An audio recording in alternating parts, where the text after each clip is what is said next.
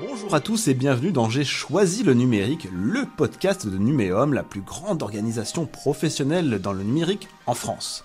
J'ai choisi le numérique est le podcast pour tous ceux qui cherchent à travailler, se reconvertir, se former au numérique, que vous soyez sans emploi depuis plusieurs années, que vous vous ennuyez dans votre job ou que vous soyez prêt à vous reconvertir, ou tout simplement que vous n'avez pas conscience du potentiel des métiers du numérique, cette émission est pour vous.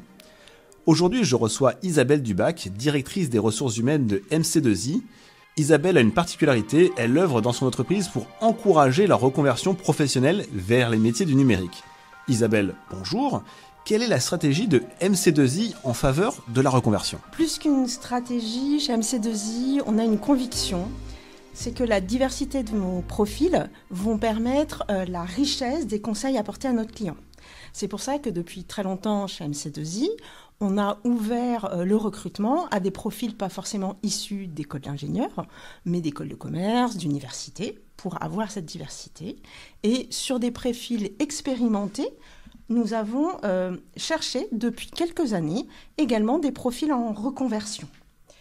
Cet engagement, il a été porté par la direction dès 2019, puisque nous avons été une des sociétés fondatrices du manifeste de la reconversion des femmes dans les métiers du numérique, sous l'égide du Syntec numérique, à l'époque, maintenant Numéum, et Social Builder.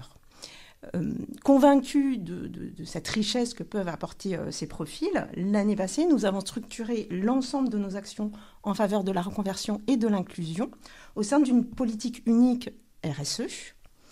Et cette année, nous avons souhaité, au sein de notre politique mécénat, créer une grande cause qui porte sur l'insertion et la réinsertion. Justement, ça c'est intéressant. Concrètement, c'est quoi l'action en faveur de l'insertion et de la réinsertion ? Dites-nous-en un peu plus. Nous avons élaboré une stratégie qui se décline en 2 niveaux d'action. Le premier, c'est le recrutement direct de personnes en reconversion.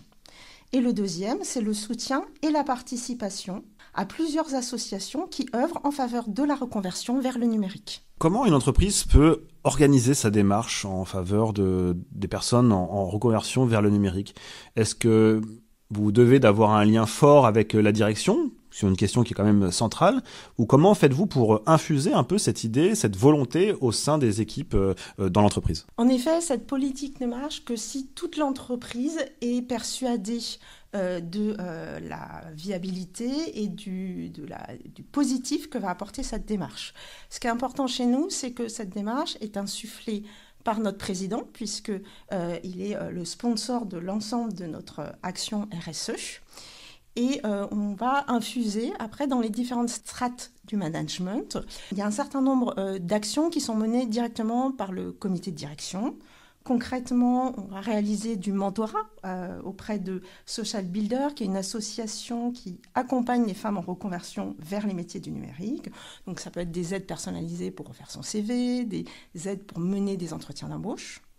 Il y a aussi un certain nombre de personnes au sein de ce comité de direction qui donnent du temps à des associations qui se consacrent à cette thématique. On travaille en particulier avec WhatsApp Camille, qui est une association qui aide la reconversion des personnes de plus de 50 ans, entre autres vers les métiers du numérique.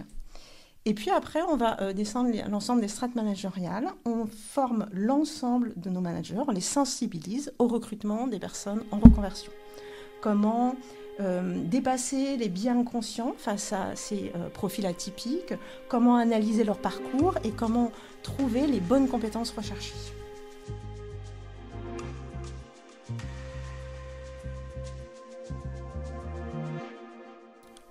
Alors justement, en parlant de compétences, quelle typologie de profil recherchez-vous en particulier ? Ce qu'il faut savoir déjà, c'est que nous recrutons nos talents sur profil et non pas sur mission. Ce qui veut dire que nous recherchons avant tout des personnes adaptables, curieuses, capables de rapidement comprendre les enjeux de nos clients. Donc les personnes en reconversion ont toutes les chances dans la mesure où on va rechercher des soft skills adaptés à notre métier et que ces soft skills ont une part importante dans le recrutement. Alors plus concrètement, on va rechercher par exemple des profils fonctionnels RH expérimentés qui vont souhaiter se reconvertir dans le numérique vers des missions SIRH. On est aussi en contact avec l'organisme FITEC, qui est spécialiste de la formation vers l'emploi, vers les métiers du numérique, qui nous a mis en contact avec plusieurs candidats que nous avons eu l'occasion de recruter.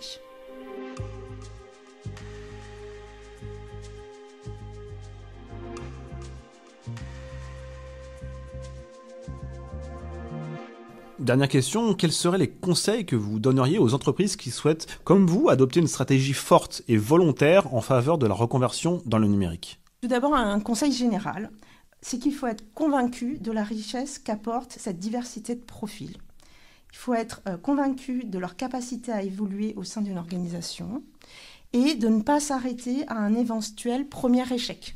Comme tout recrutement, certains peuvent marcher, d'autres pas. Il faut persévérer.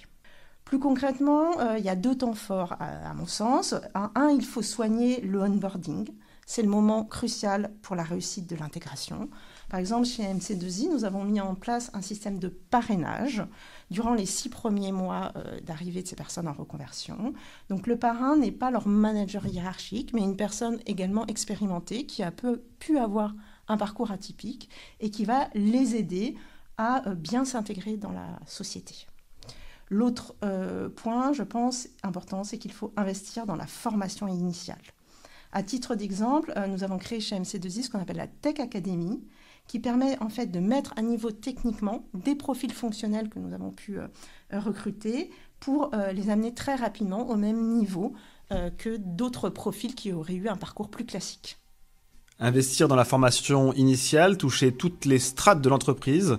Ce seront les mots de cet épisode aujourd'hui. Isabelle Dubac, merci. Je rappelle que vous êtes directrice des ressources humaines de MC2I. Quant à moi, je vous dis à très bientôt pour un prochain épisode de J'ai choisi le numérique, le podcast de Numéum sur la reconversion vers les métiers du numérique. Au revoir.